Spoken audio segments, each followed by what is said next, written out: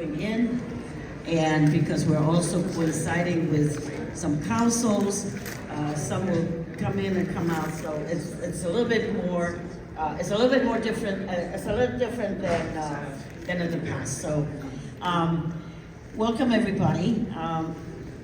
So before we begin, let me ask Keith to please lead us all in the Pledge of Allegiance. Will you please stand if you can? So, stand for the Pledge of Allegiance unless you have a disability or so. Anyway, ready? Yes. Begin.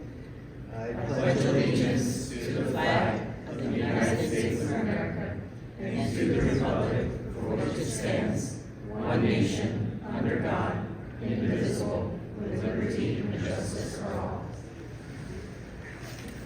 Thank you all very much. I'm a little bit discombobulated, so don't mind. Let me go over here. So a little bit of housekeeping first. So because we have so much interest right now, this is the weekend of elections. I have invited the candidates to come, and they will. But I've also asked them to come to the latter part of the meeting, so that we all can go through, some of our business first, and then, as a surprise to all of you, or no surprise, we will have some food to celebrate Chinese New Year or Lunar New Year, and so my thinking is also that as the food arrives and we can do, the candidates can speak and then they can mingle with all of you, and then they have a little bit more of a relaxed time to chat with you all. So before I begin, let me wish all of you Kung Hei Fa Choi and San Yin Fai Lo, which in my native Cantonese, that's in my native Cantonese, and I'm going to butcher the Mandarin, which is Kung Hei Fa Choi. So don't hold me to it. I'm not Northern, so. So this is the year of the snake. So may the new year bring you joy, happiness, prosperity, and good fortune and success. Right? It is said that the year of the snake, that the attributes that characterize this year are wisdom, transformation, resiliency, rebirth, and also healing. As you all know, the twin snake is also the symbol of for the medical profession. And I want to dwell on that for just a minute, because this is so important for us, especially at this time, right? We've gone through a very difficult election season, and so the reflection, we need to have the time for reflection, and so wisdom is very important for us. It is a year when we also need to transform from whatever it is that dragged us down to a new beginning, so that we can succeed in this new era. And so with that, it's a rebirth. It's a rebirth of our party. I think that you've heard from all of our candidates that have come, that you've been listening to for the last couple of months almost, right? That there's a common theme. There's a common theme that we all want to make sure that whatever it is that we didn't do quite right, that we correct. Whatever it is that we did really well, we double down on. And I think that our party now needs to do a little bit of introspection and do a little bit of transformation, or maybe some major transformation, depending on which way we go. So may we then be endowed with all of these characteristics of the new year as we move forward. We welcome all the returning members of our caucus, but I know that we also have quite a few new members, May I ask those new members to please stand and be recognized? Yes.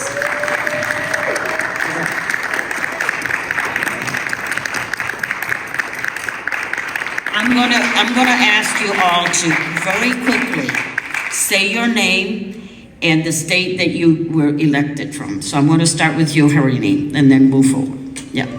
Thank you, Mama Bell. Turn it on. Thank you, Mama Bell. Happy Lunar New Year. Happy New Harini Year. Krishnan from California, and so proud to be here. Okay. Hello, my name is Ben Trey Hackett. I'm 23. Oh, all right. I'm a DNC elected member from Minnesota. Yeah, all right. I'm Vincent Kim from New York. Nice to meet you. Yeah, thank you. Nathan Soltz from Oregon. All right. Happy New Year, everyone. Kin Chung, also newly elected DNC member from Oregon. Jason Park, California, just south of Ken. Thank you. Hi, I am Becca DeFelice, and I'm from Texas. Lee Forrest, I'm from Texas. Any more new members? Jason. Jason. All the way back there. Huh? Oh, you went already. Okay, got it. Okay, thank you. So, welcome everybody. I want to just quickly share with you that in 2001, when I first joined the DNC, we had 8 members, 8 voting members. And I think Keith was the only one elected member. That was not a party chair or a vice chair that had an automatic membership. And so, fast forward. Oh, and by the way, in order to make up the 8 members, the chair had to appoint several at-large members, myself included, so that we could make up the 8 and form a caucus. The minimum number of members that could that are needed to form a caucus are 8. That's 2% of the DNC. So fast forward, we're in 2025. We now have 38 members.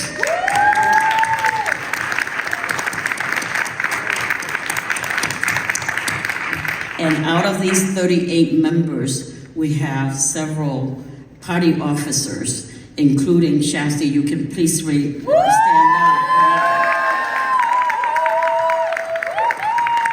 I think you're the first and only South Asian party chair. Yes. In the United States. Yes. Or rather in the contiguous 48 states. Of course, Hawaii, and the Pacific Islands are, we also have party chairs. But this is quite an honor to have this wonderful party chair with us too. And so today we have 38 members, and most of us are elected.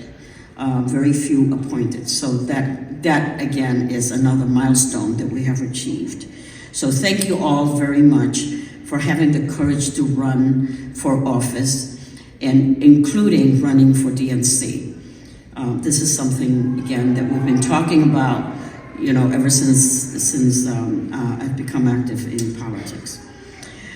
This weekend we gather after a very disappointing general election cycle.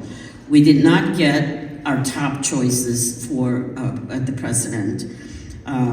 It had been my personal dream that we would have a president that is an Asian American in my lifetime. I'm hoping that dream can still be realized, and I urge those of you that are eligible to consider thinking about that next step.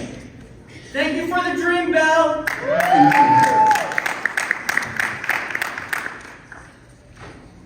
So, even though we had a disappointing presidential election, we have some very bright spots. And the fact that we gained 4 new AAPI congressional members is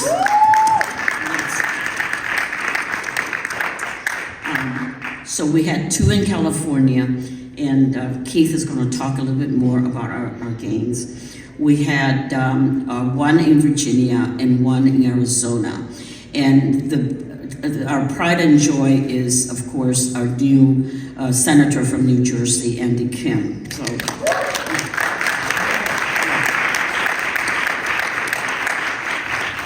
and I want to say also that up and down the ballot, we held our own. We did have some gains also in the state legislatures, in mayoral races, and in the community level elections. So let's now make sure that in this next cycle that we gain not only the presidency, but we also gain back the House, both the House and the Senate. And for that, we're going to be looking at you all again. I'm going to try to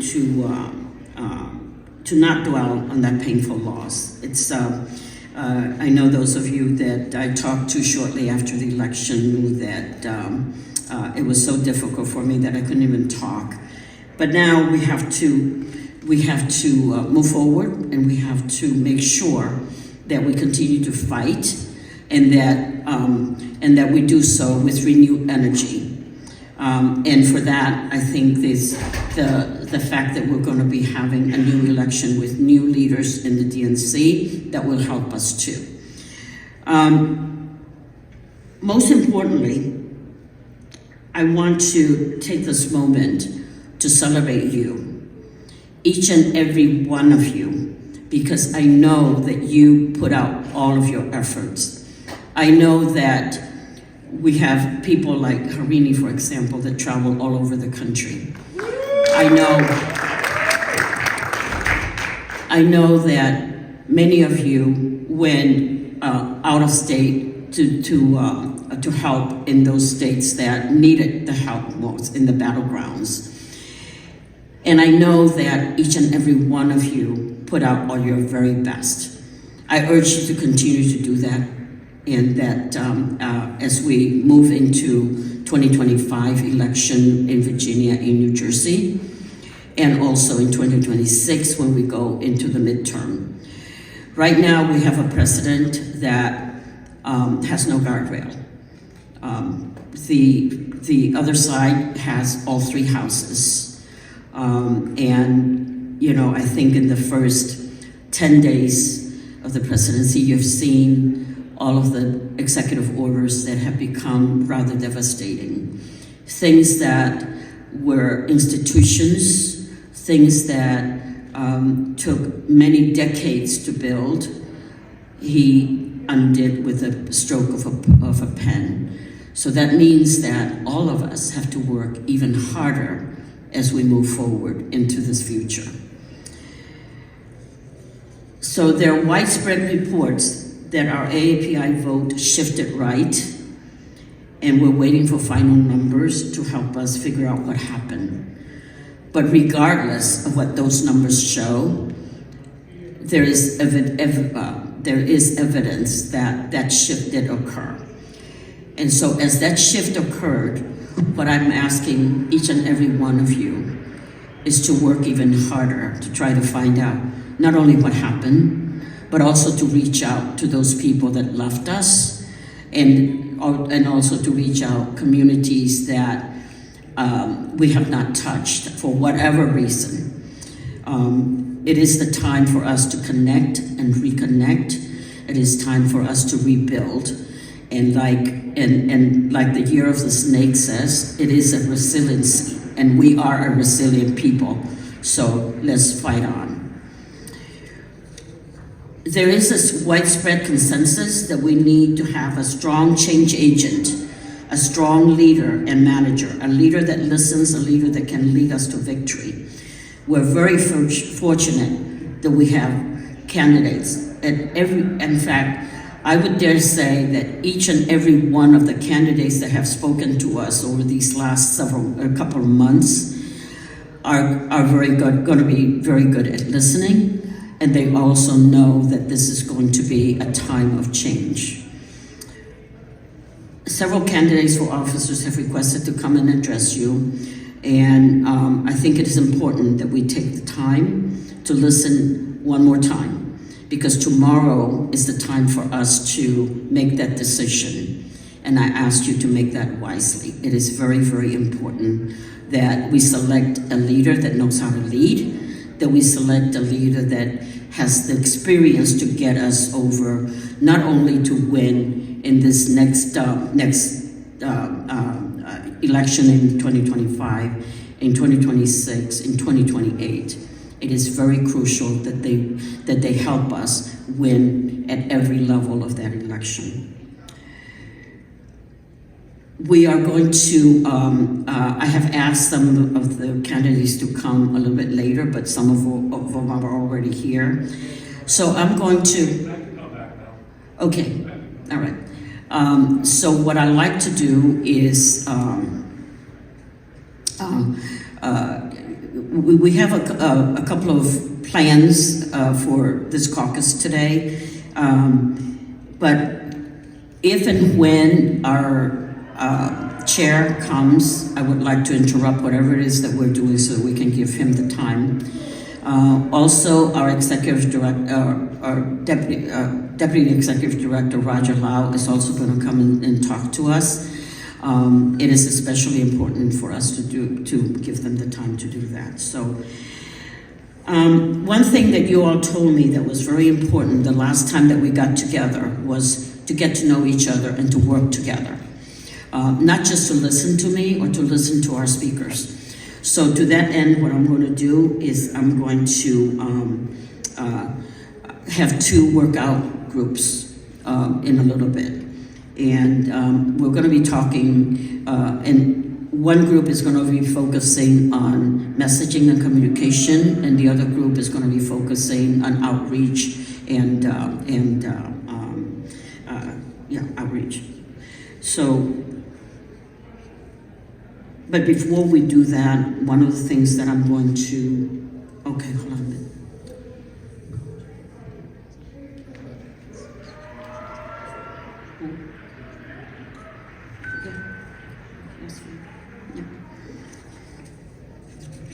Okay, so we're going to give, and instead of giving you time to report out, what I want to do is, and this is again to foster that community, right? I'm going to ask you to make sure that we get your email addresses, and we want you to share your thoughts and the outcome of your work group back to each other, okay? So that we have something that will keep us going. That will also give us the opportunity to communicate with you in between meetings. I want our caucus to be as active as possible, because it is through this kind of relationship that we're going to be able to advance and to work together and to fight hard. Because we need every one of you, we need every talent possible, and we need to make sure that we have a way to communicate with each other. So, with that, let me, I think the Congresswoman,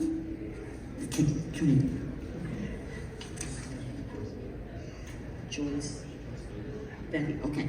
Congresswoman Joyce Betty is here, and she has another engagement, so she asked if she could come first, so please. Thank you. Yeah, Good evening. yeah.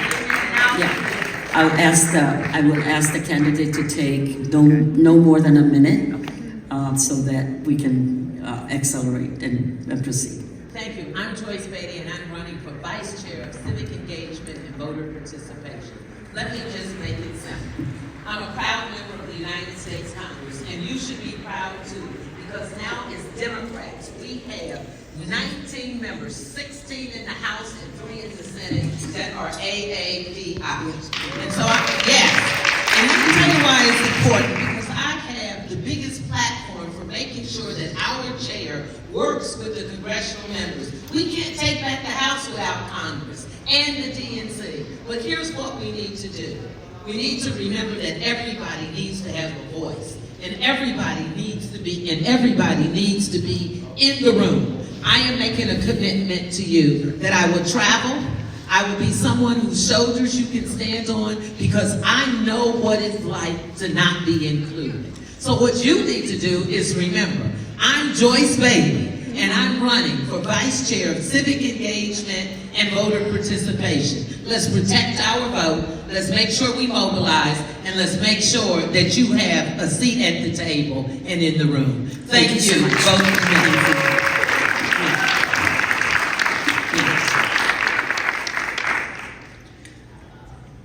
I'm going to invite Shasta to come up. Shasta is one of our own, and so we have a very special place in our heart for Shasti. So I'd like for you guys to have them come up here and speak instead. Thank you. Good afternoon. How's everybody doing? I want to say such a huge thank you to our chairwoman, Belle, who has been such a legend and a mentor and a support for, certainly for me, but I know for every person in this room. We wouldn't have this community without Belle, so thank you. Thank you, Belle. When I told Belle that I wanted to run for this seat, she had said yes. She said she had my back right away and she would be so supportive. And I want to say thank you to Keith as well for your leadership. It's been a joy to get to know you both. I am the only Asian woman that is running for a leadership position at the DNC. And we have got to make sure that we have representation in a real way. Not a pat on our head, not just a talking point, but real, actual leadership that understands our community and makes sure that we are always a part of not just the conversation, but the work. I am tired of us being overlooked. We are the difference makers in so many of these elections across this country, in every single corner of this country. One of my favorite innovations in organizing of the last several years was the hacking of the family WhatsApp chats to help win in Georgia. It's still one of my absolute favorite things that I've ever seen, and that was led by the AAPI Victory Fund and our community in Georgia to make the difference. And that's because we know what this works. It's community. It's working with our families. It's bringing us all together. And we do it with food, we do it with joy, we do it with love, and we do it with real deep grassroots organizing. I hope you will support me for DNC Vice Chair. If I get this role, we are all going. It means we are all a part of this DNC as it should be. So thank you so much. Thank you, thank you, thank you. Thank you. We're gonna win. We're gonna do this. Thank you.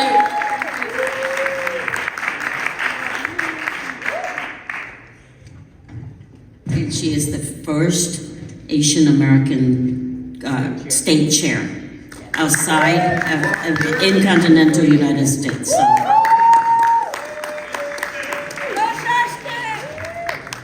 Okay, so before we proceed, I want to take a point of special privilege to thank my dear friend here, Damon. Yes.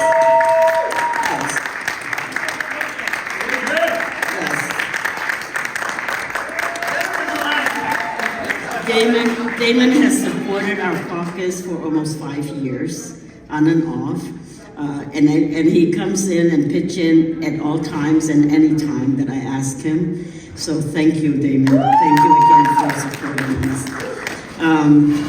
So I'm going to, I think maybe at this point we'll just do the quick, yes, why don't we do this? I do want to do the breakout session quickly because the food has arrived. And so what I want to do today is to get this quick breakout session separated into two groups. You choose whichever group you want. On this side, you'll have communication and messaging. On this side, you'll have outreach and organizing. Okay? And what I want you to do then is one of you take the lead in collecting the emails for everybody so that you can then communicate back to each other on the outcome of your discussion. This is a chance for you to get to know each other and to work with each other. Okay, communications and messaging, and outreach and organizing. Okay? So please move whichever way direction you want to move. Yeah, okay. And as I said before, I will interrupt you when the chair comes and when Roger comes.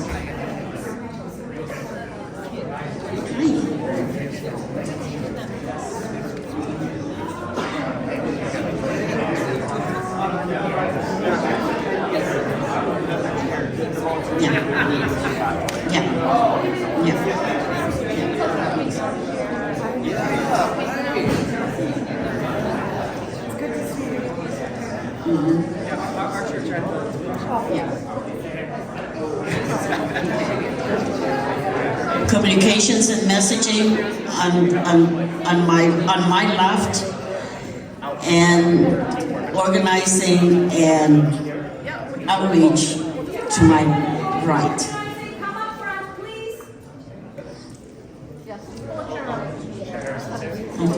Oh, and Mr. Chairman, please come up.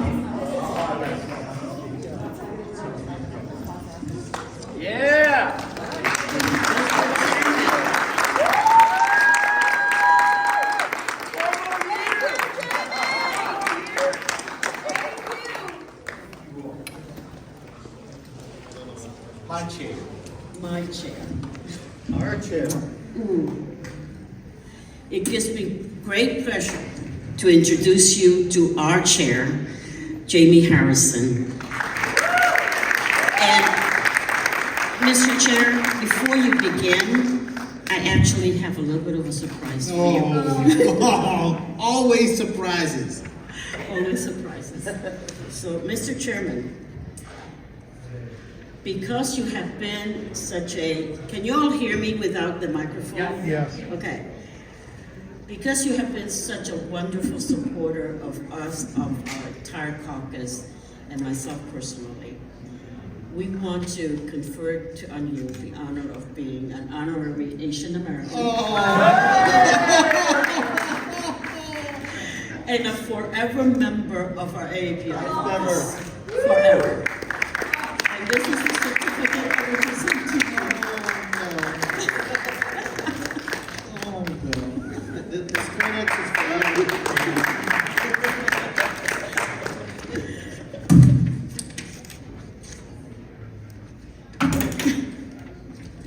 Guys, this is so special. I am so grateful. Of course, I am grateful to this woman. And I know that many of you are. Belle is, she really has been my heart here at the DNC. She has been my dear friend and will continue to be my dear friend. Belle, thank you for your leadership. Thank you for your friendship. And thank you for always having my back. Always. Thank you. Thank you so much. Keith, thank you so much. Thank you for your leadership. And thank you all for making me an honorary member of this caucus. Forever member of this caucus. A life member. You know, now, you know, when I etch on my tombstone, I know I can put that on there too. You all, this is really, really special. And, you know, what I have always loved about coming to this caucus is that you have always opened the doors to me and always welcomed me warmly. And it's just been absolutely amazing. But, you know, what has been even more amazing is to see the emergence of the AA and HPI community in the electorate in this country. You all have been the difference maker in terms of so many elections and helping Democrats win up and down the ballot. And what we need is, and what I hope we have done, Bill, as we have worked together, is to lift the floor in terms of our expectations and to make sure that the ceiling is even higher in terms of what we can achieve and accomplish by working together and organizing in the community. What the last election demonstrated is we still have a lot of work left to do, my friends. There's a lot of conversations that we have to have. There's a lot of work that we have to have with our friends and our family members in our communities about the stakes of these elections.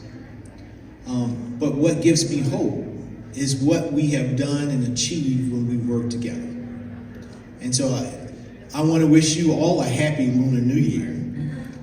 I want to thank you all for the friendship that you all have given me and extended to me over the course of these, not only the 4 years that I've been DNC chair, but the 14 years that I've been a member of the DNC.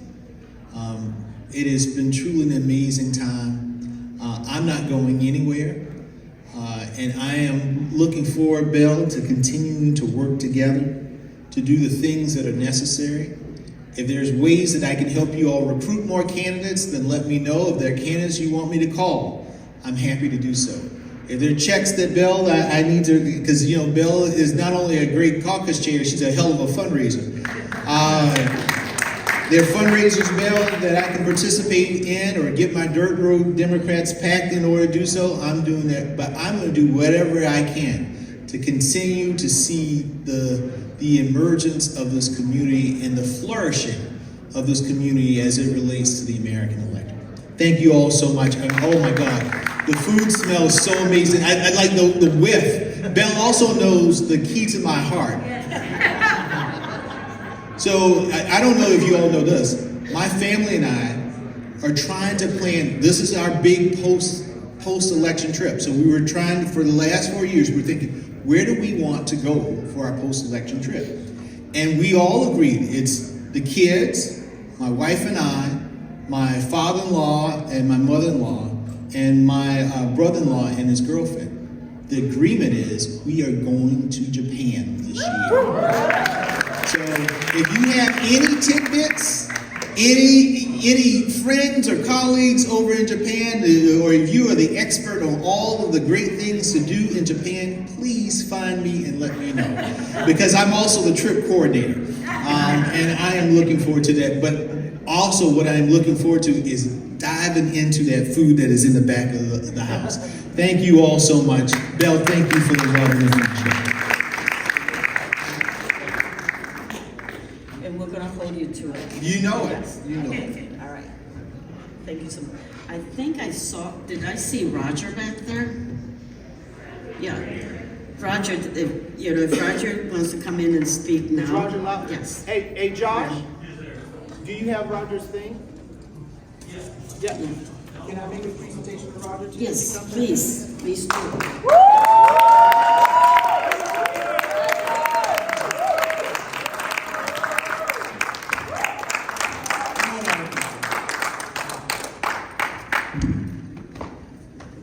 So folks, I want you to know one of the very first hires that I was able to make at the DNC was to bring on Roger Lau as the Deputy Executive Director. And Roger, who was also not only the Deputy Executive Director, but had served as acting co-executive director, but is the highest ranking Asian American ever to serve at the party, in the party staff leadership. And this guy has a heart of gold. This is a guy that when he says something, you can believe it, that you can trust in him. And I just want to say, Roger, thank you on behalf of this party for your service. Thank you for your leadership, but thank you for just being one hell of a loyal friend. Folks, I'm going to present Roger with our DNC medal.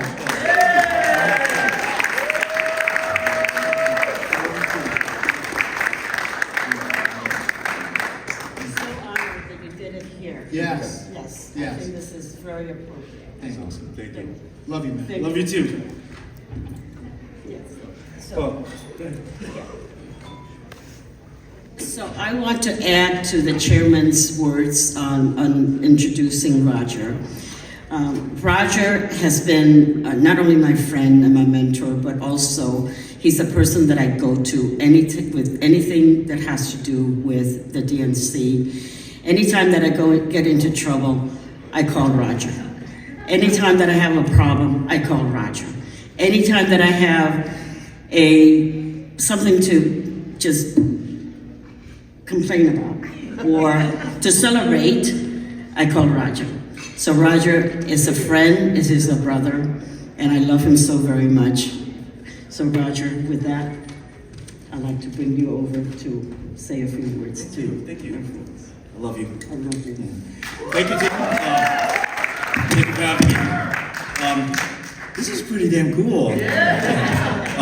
So I'm Asian American, so obviously I love science fiction, I love science fantasy. And when Jimmy pulled out this medal, I thought of the end of the first episode of Star Wars, the movie, where like Han Solo and them got the medals. Yeah, I was like, this is really cool. I first ever got a medal rolled up around my neck. So thank you, Jamie. And thank you, Belle. Thank you, Belle. Thank you, Keith. Thank you for having me here. This is our last AAPI Caucus meeting under Chair Jamie Harris's leadership. And it is so, I'm so proud to join all of you guys on Lunar New Year. For those who celebrate, Gong Lei Fa Choi, Sen Lei Kim Hong. I'm so proud to see the representation and participation in our community and our party's leadership. And as always, I'm grateful for the leadership of those who have come before us, those who paved the way, blazed the trail, and often were on their journey alone. But always recruited more people to join them along the way. When I first came to the DNC 4 years ago, many congratulated me as the highest ranking Asian American staffer at the DNC ever. Jamie actually just said it too. And I want to remind everybody that actually wasn't true. I'm not the highest ranking Asian American at the DNC. That was Seema Nanda. Seema was the first Asian American woman to serve as CEO of the DNC, first South Asian woman, first Indian American woman to lead the DNC, and she made history. And with her came Grace Meng, Congresswoman Grace Meng, who is my congresswoman in New York, my home state. She joined her as vice chair of the DNC, and she made history, following Mike Honda, who was the vice chair before that. And at the time, she was the first Asian American to serve in Congress from New York.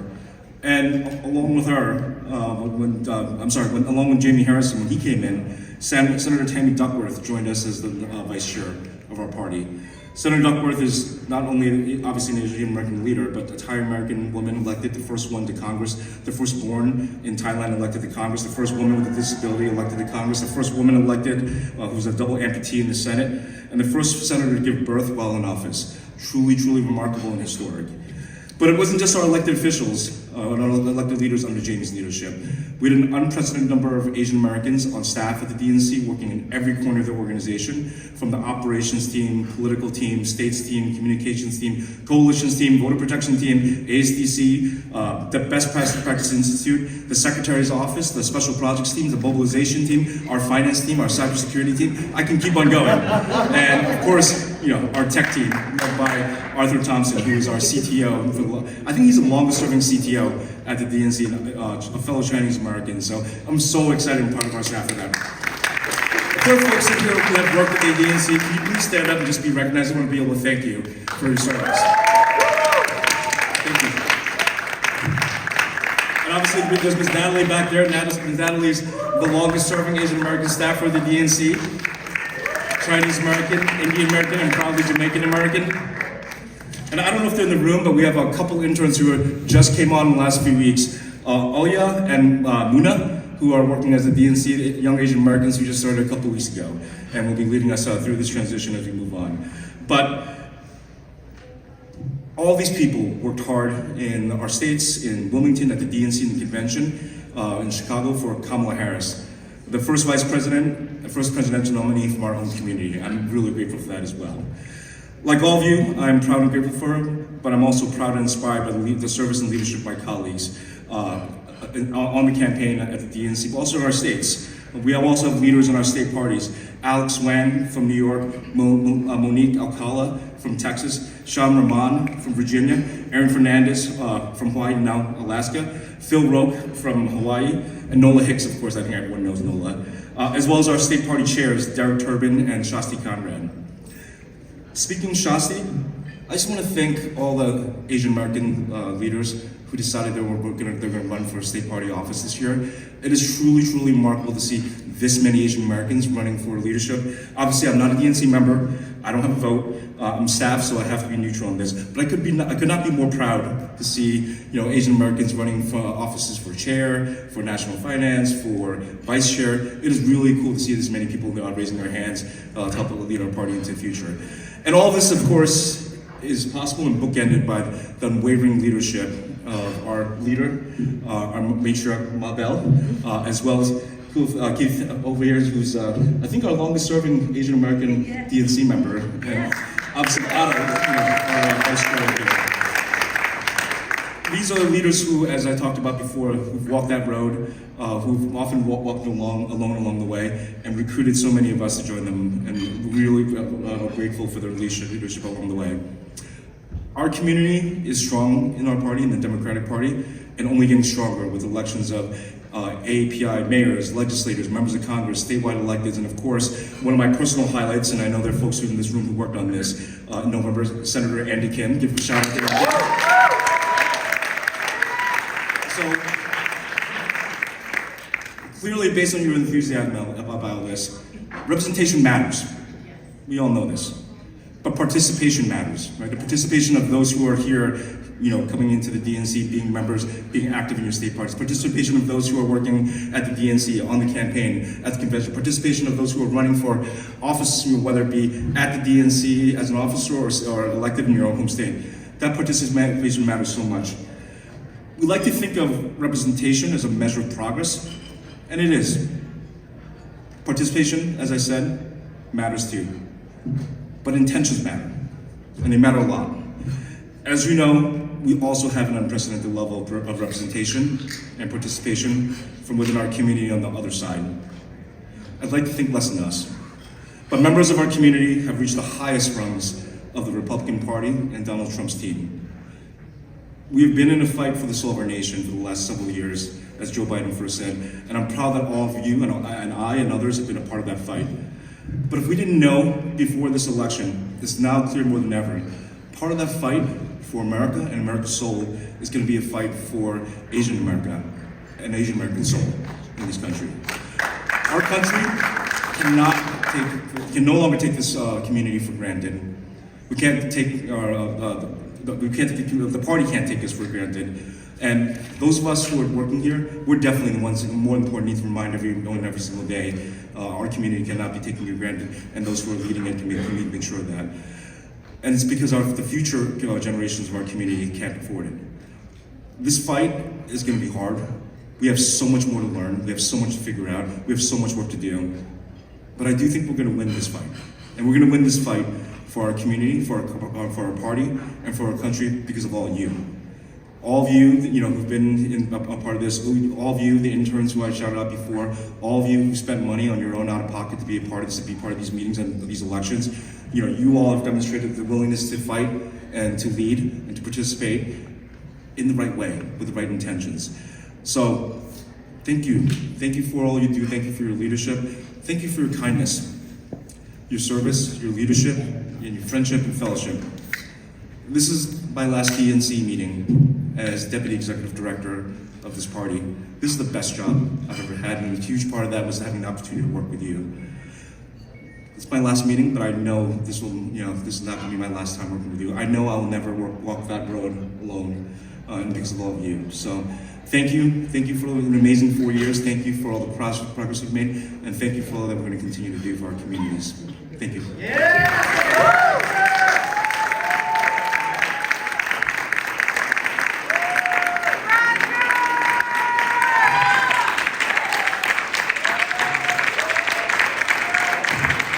Thank you, Roger. You're not going anywhere, my friend.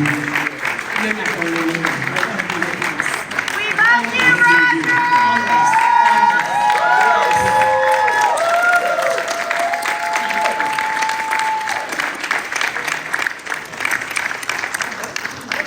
Thank you so very much, Roger, for everything that you've done for all of us throughout these 4 years that you've been here. Many of you have not seen the behind-the-scene work that he's done to help our community as well. So it's with great gratitude Okay. My hopes of having a breakout session is probably gone to the wind. So we have a lot of our candidates here already. So I'm going to ask Martin O'Malley to please come up. He was here a little bit before, and so he's. Governor? Thanks. Belle, thank you very, very much. Let's give it up for Belle Yong Hong and all she does. As I've traveled across the country through the great diaspora of AAPI Democrats, my first question to them is always, do you know Belle Yong Hong? And it's my icebreaker. It's my go-to. So it is a great honor to be engaged with all of you in this mighty struggle at this time to save our republic. The only way we do that is by making this party battle ready, by upping our game, by becoming engaged with AAPI communities, our Hispanic communities, communities all over America who feel like we stopped talking to them. And in the places where they were having conversations, we weren't present, but the other people were. And so, we find ourselves now at this moment of electing a new chair. This is not a continuity election. This is not a normal time. This is a time that cries out for our party to elect new leadership that can effectuate the changes we need so we can change our country and deliver again for the hardest working people in America. AAPI communities are the fastest growing group in the United States. You see it reflected at the swearing in of members of Congress. You are going to save this country by the way you become more involved and not less. And I promise you, if I am your chair, it won't just be 2 meetings a year. No, we have important work to do, and together we're going to do it. Truth is marching, America has better days ahead, and tomorrow is going to be the next and greatest chapter of the Democratic Party because of your leadership. Let's go. It's time. Thanks.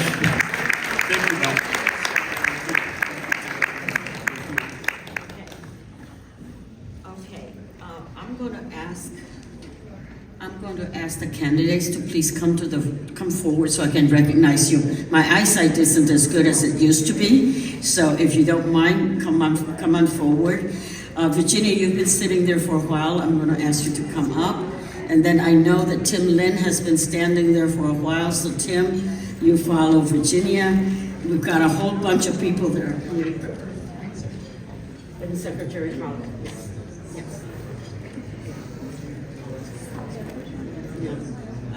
Virginia's here. Well, thanks very much, everybody. Something sure smells good in here, so I don't want to interrupt, and I can't wait to get in the back and try some. Thank you, Belle and Otto and Keith, but especially my good friend Belle. She has been a mentor to me. When I decided to run for re-election to be treasurer of the DNC, my first call was to Belle, and I want to thank you for all of your support.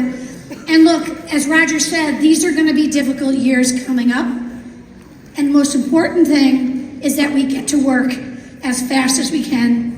And I like to think what worries me is we have to build a war chest, because without a war chest, there will not be any infrastructure and there won't be any programming.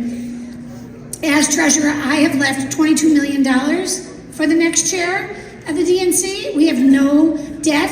We have no lawsuits. We are in temporary good shape, but we have to put the ground running.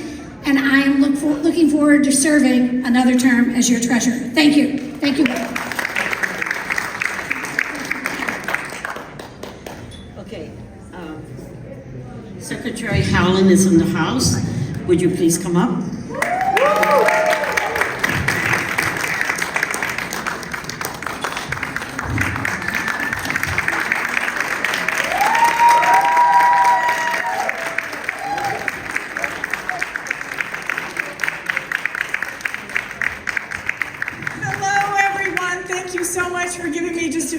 To say hello and tell you how happy I am to be here.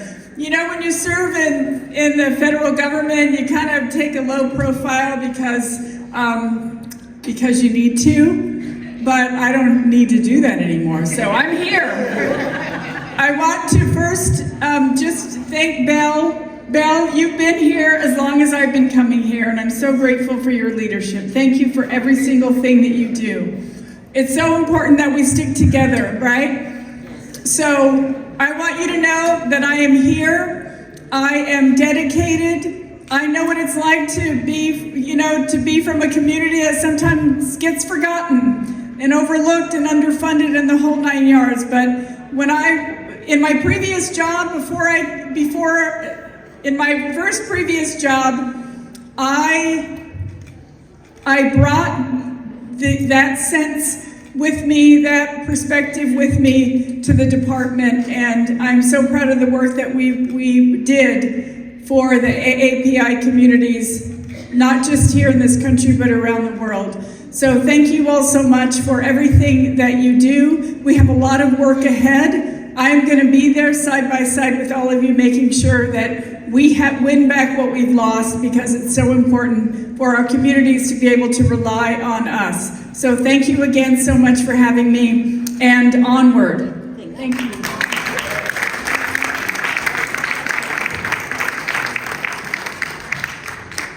Thank you so much, Secretary. I kind of lost track of who all came in. I'm just going to go this way first. Tim, I'm going to go start with Jason. Okay, Tim, come on up then. Sure. Okay.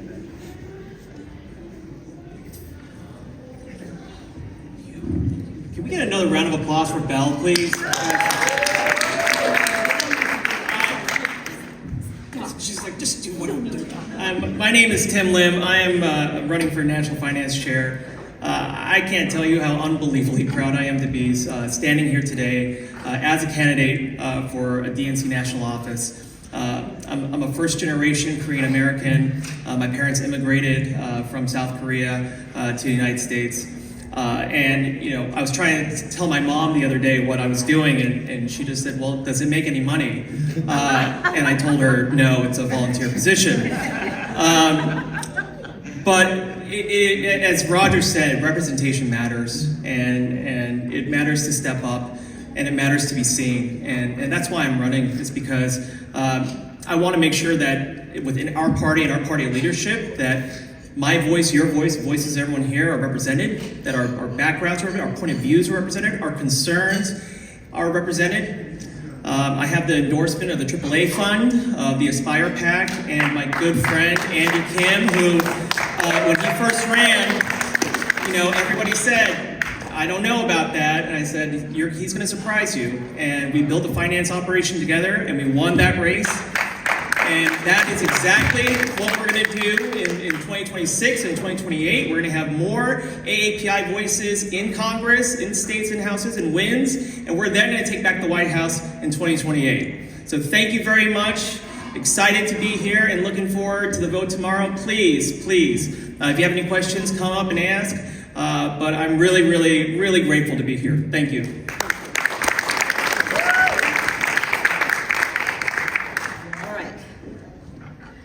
Next, I see Jason. Come on, Jason Ray.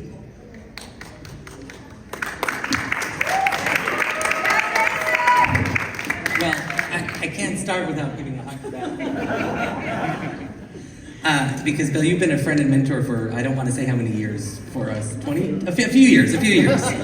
But it's just great to be here with all of you. I just wanted to stop by quickly because I don't like to miss these caucus meetings, but it has been the absolute honor of my life to get to advocate for all of you, our DNC members, to be your voice, to help improve our member engagement, our member responsiveness, to help really make sure that you have an advocate in the DNC leadership. And that's something that I've done since my first election. It's been the absolute honor of my lifetime to get to serve, work alongside you, and to build friendships with all of you. And I'd be so honored to have your vote tomorrow to continue serving you as your DNC secretary. Thank you so much. Thank you so much. Chris, come on up. I think we're going to will the candidates please sit in the front here so that at least I can recognize you. As I said a little bit earlier, my eyesight is not so good anymore, so. First of all, I want to thank Belle for her incredible work in fundraising. She has been a force, and going all the way back to, I think, the Clinton years, as a force for our party. I am the National Finance Chair, and I'm running for re-election. The reason why I'm running for re-election is I think in these tough times, I am the best person to lead that effort. I congratulate Tim for being a candidate, and I told him at the debate or forum last night that no matter who wins, we need to work together as one, because the amount of money that we need to raise to stay competitive is incredible. So, folks, I am running for re-election as the finance chair of the DNC because we're in a tough spot. I have a proven track record of being the largest Democratic fundraiser in DNC history. And as the National Finance Chair, we built the strongest National Finance Committee ever. I am ready to get back to work. And I live my life with this one saying, service to humanity is the best work of life. I appreciate you all. This is the 12th meeting I've been to in the last 6 years to AAPI, Caucus, and I appreciate everything you do. And thank you all, Belle. Thank you. Thank you, Chris. Okay. Come on up. Please introduce yourself. Good evening. Adam Frisch, candidate out from Colorado for Vice Chair at Large. Just here to say thank you. After driving 77,000 miles, I can say that DNC is in charge of electing candidates, and I think having a recent candidate, one that's overachieved twice, to be around that, whatever table there is going to be very, very important. I'm very, very aware that some of the biggest movement loss of the Democratic Party was in the AAPI communities across the country. And we need to figure out how everyone can come to the table and making sure that we have those common grounds and spend more time focusing on economic opportunity and good and safe schools and good and safe neighborhoods. That is something that cuts across all types of communities. And it's been an honor to be up here and continue to learn from everyone. So I ask for your vote. I'm running alongside, not against, a lot of other fine candidates out there. And Adam Frisch for DNC Vice Chair at Large. Thank you so much.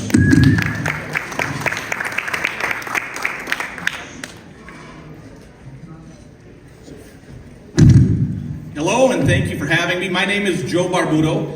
For the last 8 years, I've been the chair of the Wyoming Democratic Party and a member of the DNC. And I want to tell you, at my very first meeting of the DNC back in 2017, the first member to embrace me and help me and show me around was Otto Lee, and I just love this guy, and I'll be grateful to him forever for helping me navigate this system, or whatever we call it. I'm running for Vice Chair at Large, and I'll tell you the primary reason, because I'm from a red state, a rural region, and that's an area we have lost as Democrats.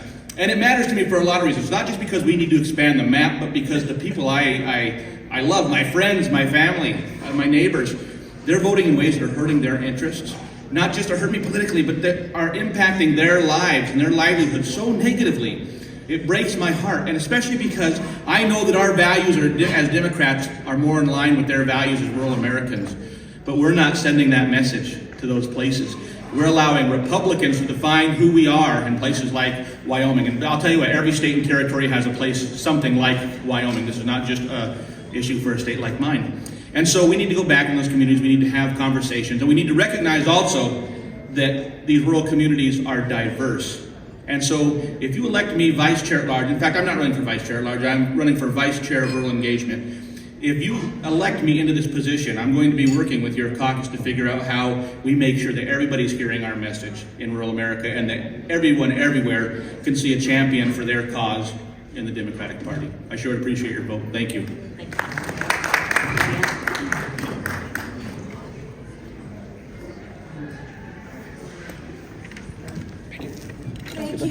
Thank you.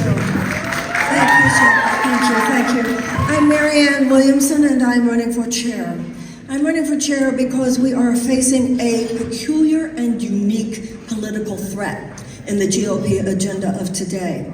And regular, ordinary political activism and organization and administrative fight, as important as all that is, will not be enough.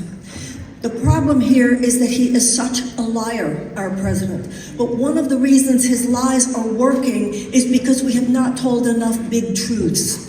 Too many generations of Americans have been brought up without a knowledge of American history and without a knowledge of American first principles. First principle, e pluribus unum, out of many, one. That means different nationalities, different cultures, different ethnicities, different geographical locations, different religions. That's part of the richness of America. We forgot to teach it to our children. And as a consequence, let us not be naive.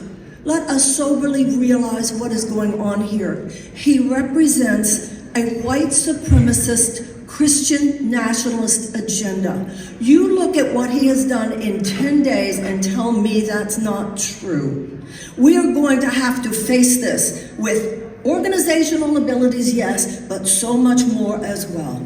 When it comes to Asians in America, the history of persecution, the history of bigotry, and it is all rising up right now. So I believe as chair that one of my most important missions would be to celebrate what's possible in America for everyone, for every people. I also, one last thing I'll say, when you talked about our losing AAPI, Asian Americans are very entrepreneurial people. Americans have got to stop acting like we don't appreciate or celebrate entrepreneurialism and opportunity, because we do. In fact, we're better at it than the other guys. Thank you very, very much.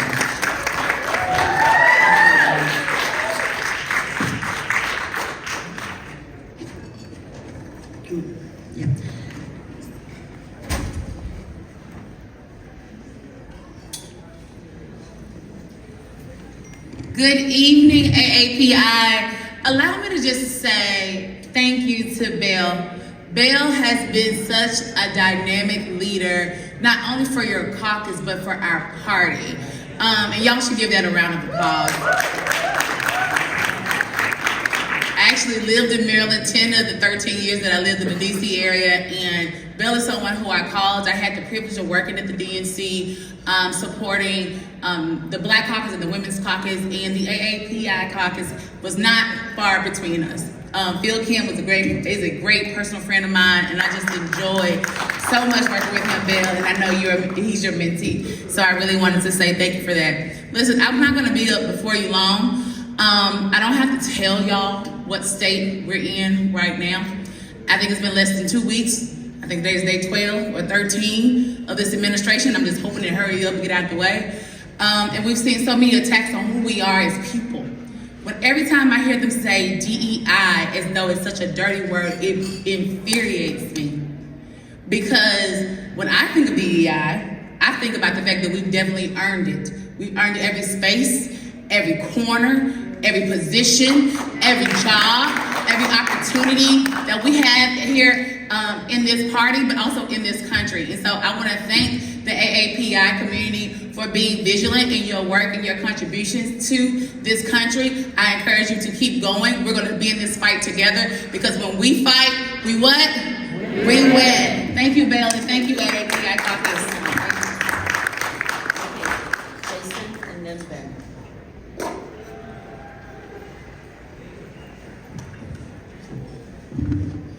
Hello everyone, I'm Jason Paul. I'm a candidate for chair, and I think in this case I'm just going to brag a little bit, because I'm in a group called Force Multiplier, and I was on their research committee, and I insisted that we put Derek Tran on our slate, and I was really happy that we put Derek Tran on our slate, and because we put Derek Tran on our slate, I think we got just enough money to get him across the line. That was one of our most successful, exciting things that happened in this election. I want to make sure that we do it again and send young Kim also back to California. And I think that if we're focusing on where our AAPI community is strong and vibrant and giving them candidates that they like, they are going to vote for Democrats, and that's how we get them to vote for Democrats up and down the ballot. And so that's where we need to focus. And so that's my little small humble brag. You've all read my plans probably 200 times. I would appreciate a consideration for chair. Thank you very much. Thank you.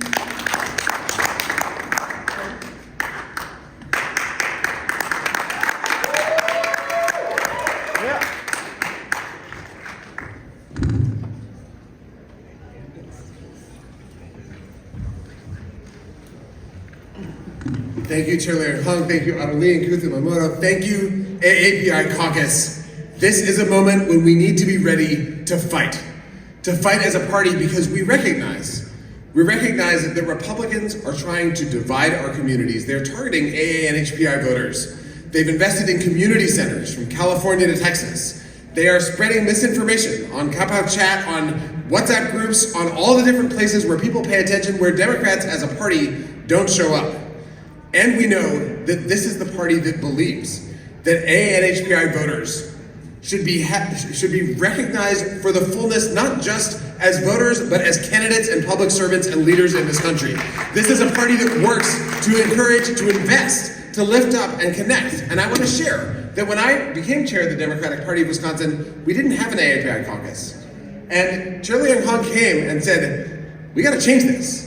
And we worked with the AAPI caucus, AAPI Council of Wisconsin to build a caucus in our state party, to do listening tours across the state, to repair rifts that had happened between different AAPI communities and local Democrats and elected officials. And then we got to work. We invested in year-round AAPI coalition staff in our state. We invested in AAPI media in language, in the Hmong community, and recognizing that people get their news in the language that they speak at home. We worked to lift up AAPI candidates and elected them. From Wausau to Milwaukee to Madison, all across our state, we know that when people see someone like them on the ballot, when they see the Democratic Party investing in their leadership and in their work, when they see that the Democratic Party staff reflects their communities, when someone knocks on the door who has shared life experience, it makes a difference. And if I'm the national chair, we're going to invest in ensuring that this happens in state parties across the country, because the AAPI community is rising. The AA and HPI community is growing, 35% growth decade after decade. This is not just the margin of victory, this is the base of the Democratic Party of the future, and we're going to invest and we're going to act like it, and we're going to ensure that when people see who is running for office in this Democratic Party, they know that the future is Democratic. We need to fight, we need to unite, we need to win. I'd be grateful for your vote for DNC chair. Thank you, AAPI Caucus.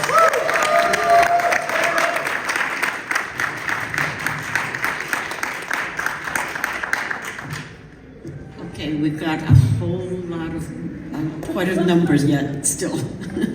Let me see.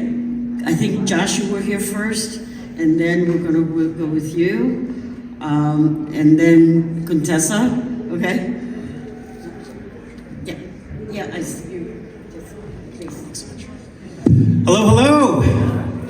My name is Josh Burstein, just your run-of-the-mill Asian Jew from Tulsa, Oklahoma. Most recently, creative director for the DNC convention. I helped Andy Kim's campaign and AAPI Victory in the past. Obama alum, been an E-list AAPI surrogate wherever there's a free buffet. Real quick, AAPI engagement isn't maybe getting your own yard signs, right? I don't believe we have truly demonstrated as Democrats what it means to meaningfully nurture relationships with time and commitment in these communities in so many places. And that is online and on the ground. And digital is just the water we swim in, and we need to level up fast. We not only need to empower our youth in this, but also our elders. We need to make sure that they have sophisticated, easy-to-use tools to connect and connect us all. Because when we chat, we win. You get that? You get that? All right. We need doers in the DNC. I want to represent you proudly. Thank you for considering me for Vice Chair of Civic Engagement. My name is Josh Burstein again. Let's get to work. Okay, Contessa, and then.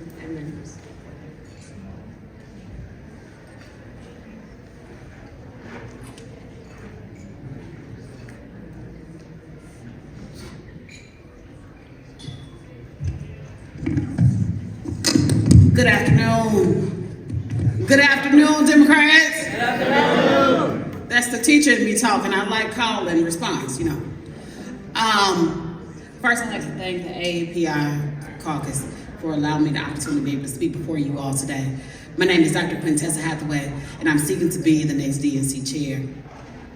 Much of what America has become is because of the experience and the contributions of Asian Americans and Native Hawaiians and those that are specific islanders. And I'd like to thank you all for all that you do to right the wrongs of American history, and that your story is folded into America's glory.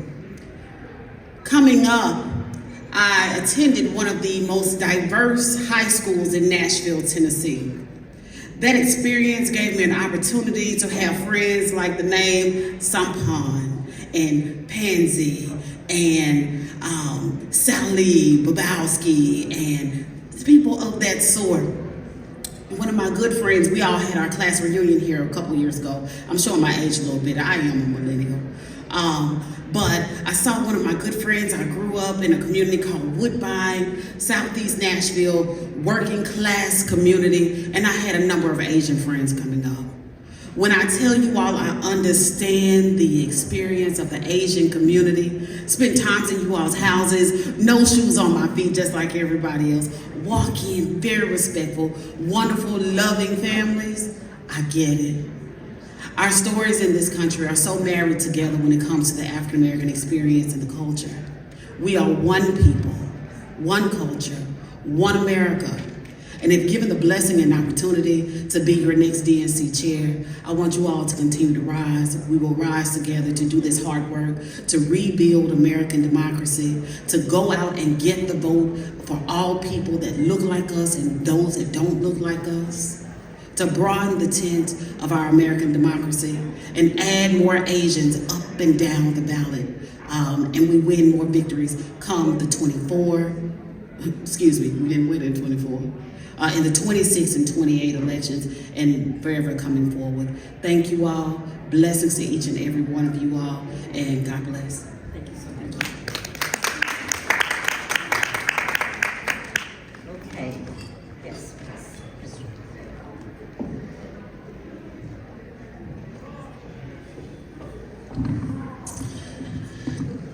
Good evening. My name is Chris Jones, and I'm running for DNC Vice Chair at large, and I would love your vote and support.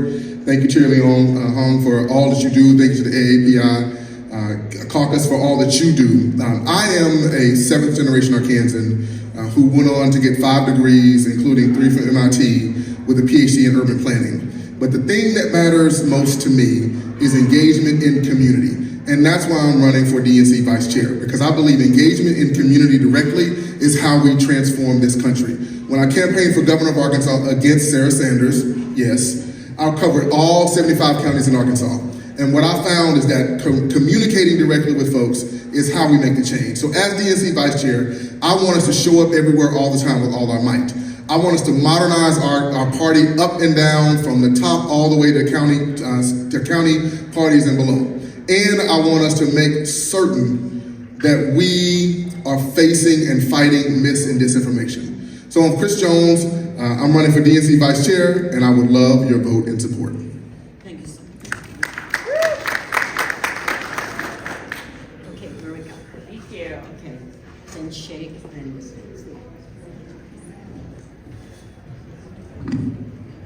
I'm here. Thank you, Madam Chair. You did pronounce it right. It's Marika like paprika, Marika like paprika. And I am Marika Coleman, running for DNC Chair. And thank you so much for giving me the opportunity to address you today. I want to tell you just a quick story. I know you all have heard a lot of our spiels about why we're qualified for treasurer, and all of us, I would say, are qualified. But this position is so streamlined. All that you do is file the FEC reports. That's it. And really who does that is the CFO and our compliance officer. So this position actually could be expanded.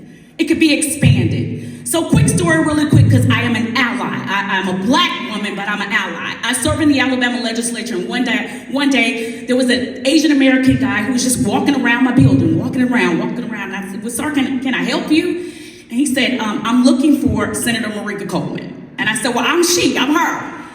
And I said, what can I do to help you? And he said, I was looking for you because I wanted to thank you. I want to thank you for your fight. Because y'all know Donald Trump is trying to divide the Big Tent party. You all already know that, Democrats, and we're on the right side of history. But I fought a bill. And he said, if you had not fought this bill, my company would have been put out of business. Now this company, y'all, is the largest marble making company in the state of Alabama. But because of the Republicans and their divisiveness and trying to attack the AAPI community, they were getting ready to put a business that is making money out of business in our state, and they're supposed to be the ones that are supporting small business. So we can do that. I can do that in this position. Take the fight from Alabama to the national DNC. So I'm asking for your support. Again, I'm Marika Coleman, running for DNC Treasurer, and thank you so much. And if you all are doing endorsements for a caucus, I'd love that too. Thank you so much.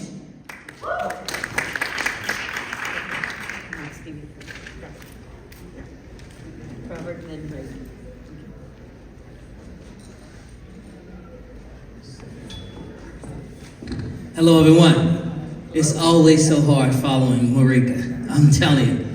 One thing I'll say, I'm Robert Stevens, and I'm running for vice chair of the DNC. And I'm running because I believe that something Congressman Lewis would always say. He said, it doesn't matter how you got here, whether you were in a boat, on a boat, right now we're all in the same boat. When I was calling, asking individuals for their support, I spoke to an individual from the AAPI community. And I always ask people before I say, can I, get your support? What's important to you in this election? And she said to me that we are not seen. We're not visible. And I promised her the same thing I'm gonna promise you in this room right here. If you all give me your vote, I will make sure that all of the individuals who have been historically marginalized have a voice. I know that feeling. I've lived it my entire life. And I'm here to raise that and elevate it. So whatever you're doing, please consider Robert Stevens vice chair. Thank you and God bless you. Thank you. Okay, Shake. Oh, Raina, I'm sorry. Raina and then Shake. There's so many people. There's so many people. Hi, how are you? My name is Raina Walters Morgan. I'm running for Civic Engagement and Voter Participation Vice Chair. I am an attorney, I'm an organizer, and for almost 5 years, I was the DNC's Civic Engagement and Voter Protection Director. I understand the opportunities and the challenges that lie ahead. In 2022, I worked with the DNC Coalition's team on the DNC's translation program. In that year, we collaborated to help translate over 300 documents into 27 different languages. We can always do more, but I understand that we've got to start, and I'm committed to continuing to do that work as your Civic Engagement and Voter Participation Vice Chair. My team is also the team that runs the National Voter Assistance Hotline. We operated the hotline in 6 different languages while I was at the DNC, and we know that we can always do more, but again, it is a start to make sure that we are doing what we need to do to reach our AAPI community. I think that we have challenges ahead of us in terms of thinking how we're going to move forward and making sure that we can reach voters where they are. When we analyze the data from the Voter Assistance Hotline, we realize that under 2% of the callers were AAPI callers. So we have to do a better job of reaching voters where they are. I'm committed to doing that. I don't have all the answers, but I will work with you as your next Civic Engagement Vice Chair. I hope to have your vote tomorrow. I'm Raina Walters Morgan. Thank you so much for your time.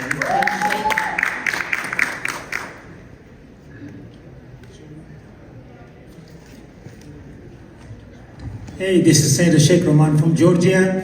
Glad to be with you all. I served the DNC at part of the API Caucus from 2016 to 2020. And I'm also running for vice chair for the Civic Engagement and Voter Participation.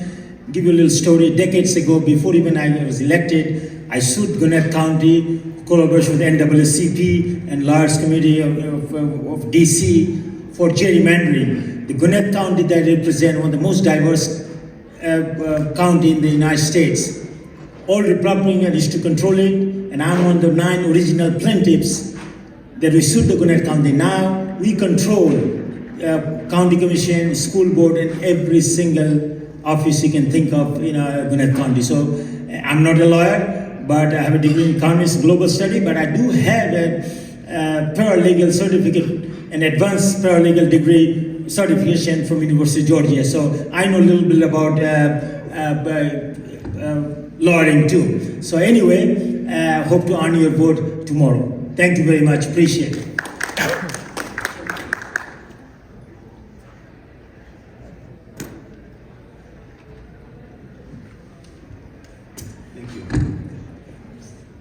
Hi, I'm Jim Zogby, and I'm running for vice chair as well. There's a lot of us in this race.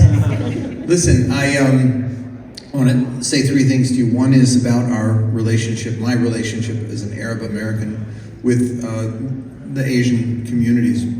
First, on the DNC with Keith, we back in 1996 joined forces to fight against a Bill Clinton imposed ban on contributions from green card holders. We knew the impact it would have on our communities. We weren't the problem in that election, but we were being made the scapegoats. It would have meant not only green card holders, but citizens as well would have had to show ID when they made a contribution. And so we fought and we won. And I was glad about that. And then after 9/11, if it hadn't been for the Asian community in its various forms, I don't think we would have had the confidence that we ended up having that we would be safe and secure. Just literally a week after, I was standing in the middle of the Japanese American War Memorial, invited by a collection of Asian American groups to speak about the situation that was facing my community. I had death threats. 3 people went to jail for threatening my life and the lives of my family. But I stood there in the middle of that memorial and I said, it'll never happen to us, because when Japanese were taken into the camps, no one there is to defend them. And here we were with all of these communities around us, defending us, making it clear that America was our home and we would be defended. The second thing I want to tell you, I'll just cut to the quick, the last thing is, I've been on the DNC for 32 years. I know what the problems are, and I'm committed to solving those problems. I know about financial transparency and accountability. I've been pushing for reform, and I'm confident that this year, as Jamie said in his speech today, precisely because we don't have the White House vetoing decisions we make, we have the opportunity to do big things. And so I ask you to support me, because we need big things. We have to change the party, how it operates. We need democratic decision making. We need to involve our members in the decisions we make instead of having them simply ratify decisions already made. And just one last thing, and that is, one other thing I know about the Asian community is that, yes, it exists and there are common overlapping things, but just like my community, just like the African American, 20% of African Americans are immigrants. The Asian community is not just an amorphous blob, but the larger you grow, the more the internal issues within the community need to be understood. That there's a difference between the Japanese and the Chinese and the Indian and the Pakistani. I mean, in outreach, we can't have a one-size-fits-all approach.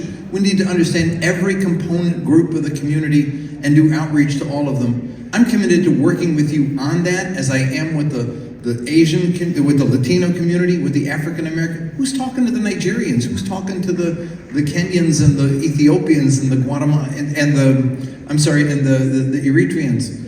And I promise I'll work with you on that. So thank you. Thank you, Jim.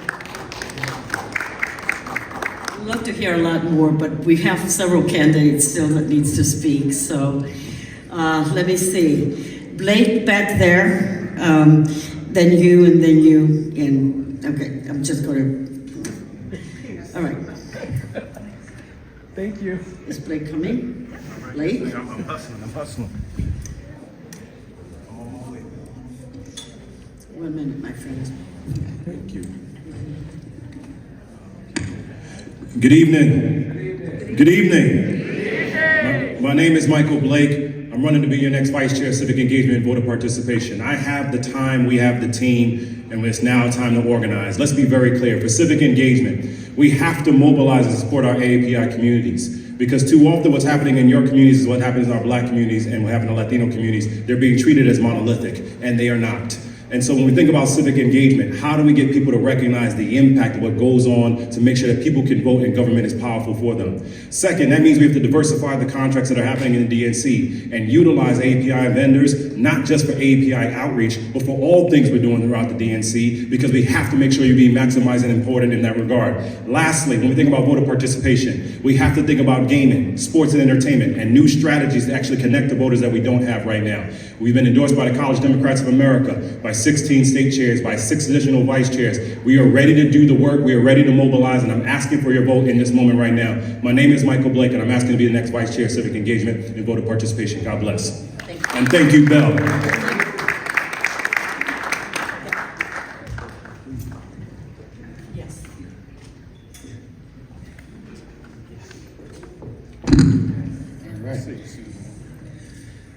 Hi, my name is Jim McBride. I'm also running for civic engagement and voter participation, but I'm also eligible for at-large. I am a regular attendee at AAPI caucus meetings in Virginia. I gotten to know the community quite well. I mentor a young man whose family is from Afghanistan who is a regular and has leadership roles in the community. And I've worked with some great activists and leaders in the AAPI community over the years. Mark Keem, who is, I believe, one of the first Asian American elected officials in our General Assembly. I trained him on the van during the beginning of the Obama campaign in 2008, and he is now president of the Korean American Institute, and he's one of my references. Also, one of my references is Sri Kulkarni, who was a great candidate in Texas for Congress in recent years, and now has been helping the DCCC with their relational organizing programs. Now, during the Andrew Yang campaign, which I was excited about because of I'm a big fan of UBI and ranked choice voting, I met a lot of great young Asian American activists who I think were new to politics. I would love to tap into the energy of young activists in the AAPI community more, to get them involved with the policies they care about. So I look forward to helping out, and I hope for your support for Vice Chair of Civic Engagement. Thank you.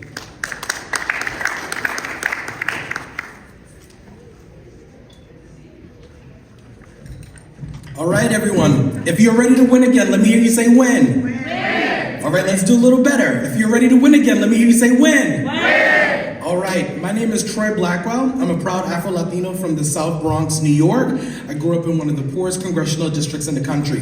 The reason I got into this work in the first place is because at 18, unfortunately, I was the victim of a hate crime. I decided to turn that pain into purpose, and at 24 years old, I got my first White House job in the Office of Public Engagement under Valerie Jarrett, who was then President Obama's senior advisor. At 29 years old, I ran for my first office, and I created my own PAC to get out young voters. We contacted 26,000 voters, and at 34 years old, last Monday was my last day in the Biden-Harris administration. I was the Deputy Chief Communications Officer at Commerce. We pushed out $800 million to communities to close the gap in broadband access. We created 1.5 million jobs, and we made sure we hit historic numbers in terms of minority business development, including in the Asian American community. So thank you so much for allowing me to be with you all today, and I hope that I can earn your support on this journey for Vice Chair at Large. Once again, my name is Troy Blackwell.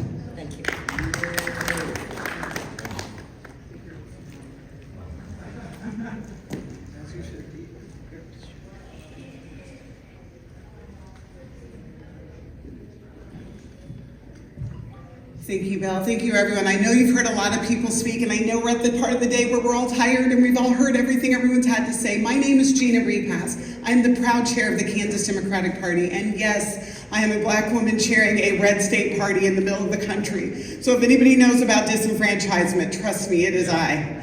I want you to know that I'm not going to get up here and pander and try to use cred about why I should get your vote as the AAPI Council. I will say this, in Kansas, one of our caucuses is AAPI, so that we know that we always have those voices in leadership. What I want to say to you is it is important right now for us to look at the structure of our party.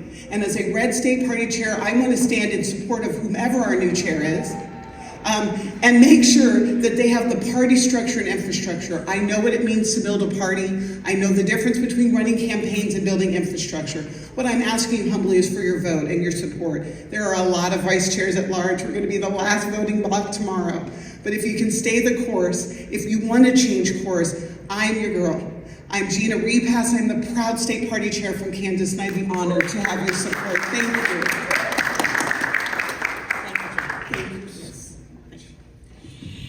And Ken Martin.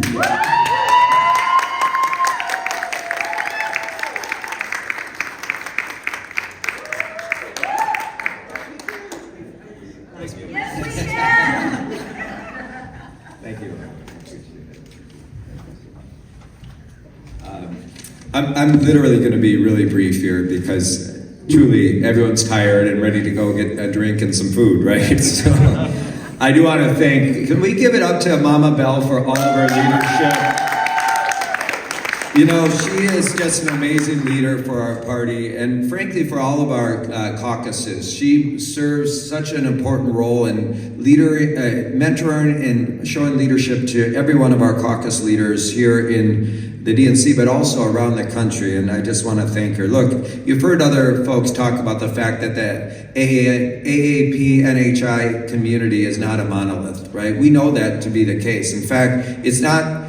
The community represents over 70 distinct groups. We can't treat it as a monolith, much like we do with the Latino community. We tend to, as a DNC, treat our constituencies as one group. This is a very, very diverse group, and it requires us to be much more sophisticated and strategic in how we approach those groups. We need to invest in literally translating our message into the many different languages that are spoken across our AA and PNHI community. That's the only way we can push back on misinformation and, of course, to reach all of the constituencies and persuadable voters in this community. Not just those who speak one or two languages. It's so diverse, even within specific communities and specific distinct communities within the AAPI community. Look, I'm just going to say that we know the importance of the AAPI vote.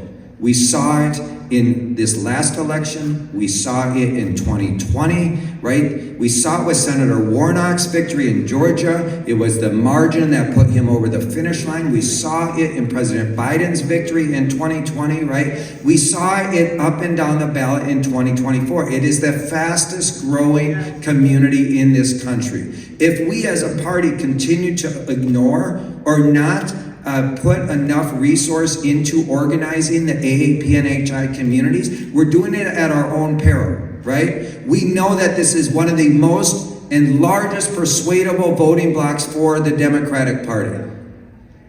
Persuadable voting blocks for the Democratic Party. It is not a reliable constituency yet, but it could be if we're willing to work for it and put the resources in and to organize and to give people a sense we're on their side, right? So just know that I'm going to do everything I can as the next DNC chair to make sure we prioritize working with Bell and the rest of the caucuses here, but particularly the AAPNHI caucus, to make sure that we're putting the resource in and partnering with you on the ground to deliver votes. I'm sorry, I'm a little incoherent right now. We've given about 1,000 speeches today.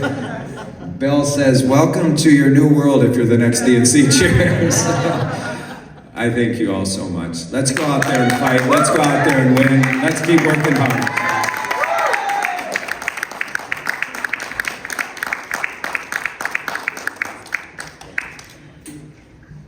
Do I have any more candidates in the room that I can't see that far. So any more candidates in the room that needs to speak? Want to make sure everybody gets a chance to speak. All right, good. Well, thank you all very much. Thank you to the candidates, all the ones that have spoken before, and thank you, Ken.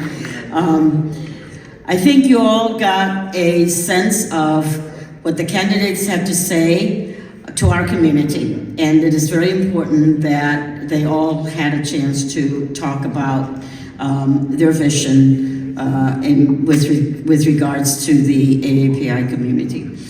Unfortunately, we ran out of time, and we don't have enough time to do the breakout, but I would still like for you all to kind of give some thoughts in the next couple of months, and share with us, what those thoughts are with regards to how do we make sure that our communication and our messaging reach to our community faster and better than it has been in this past.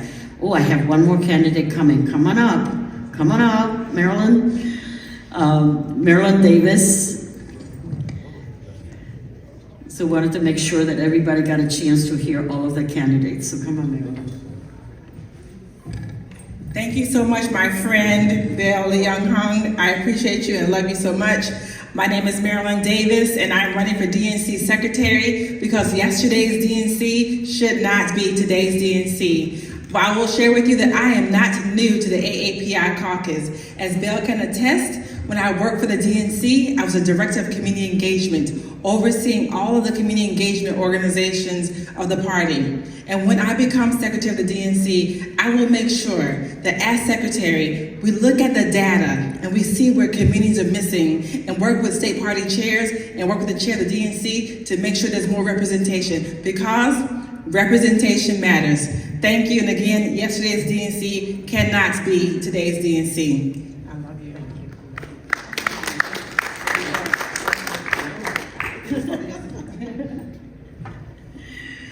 Okay, any more candidates that need to speak?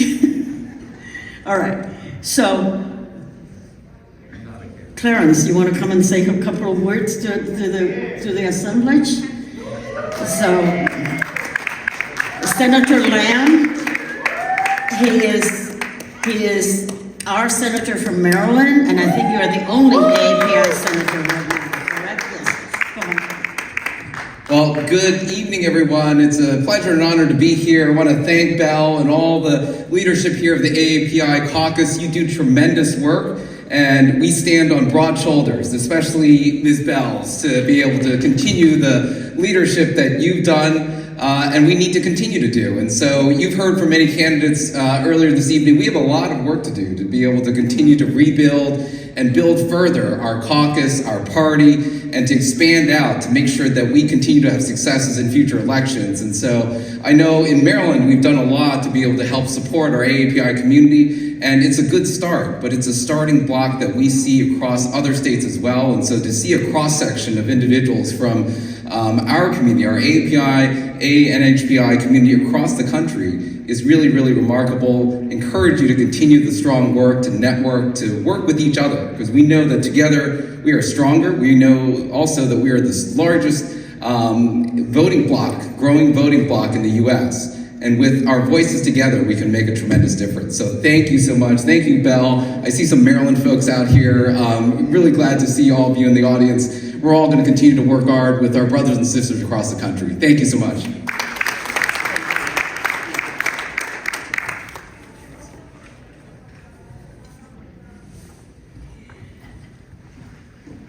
Okay, so as I was saying a little bit earlier, what I'd like for all of us to do is to think a little bit about what to do insofar as communications and messaging is concerned, and organizing and outreach.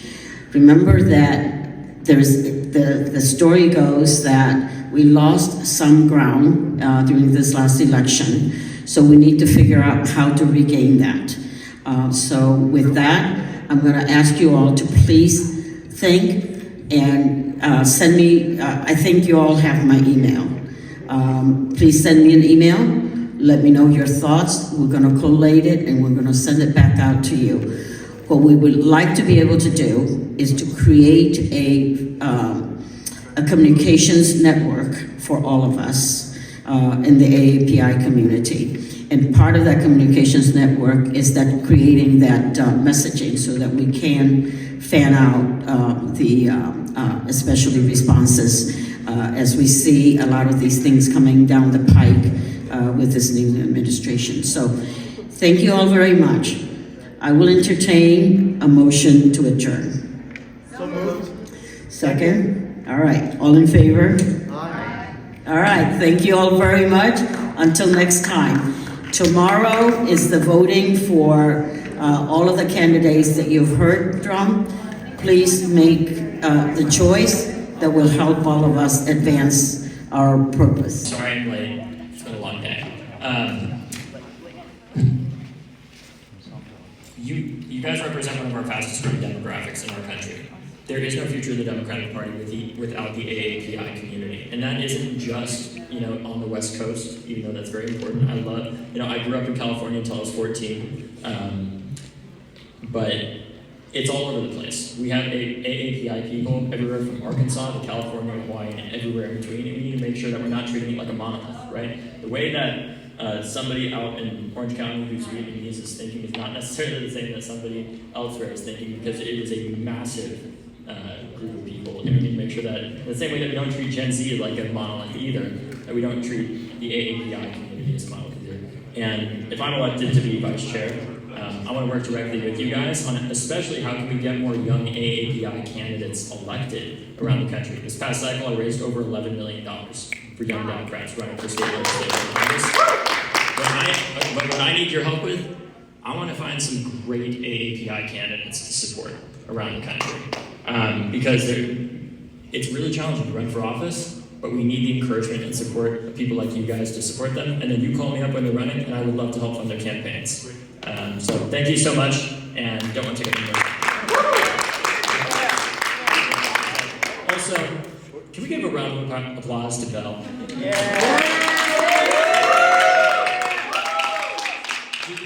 Belle has been one of my favorite people to talk to through this entire process.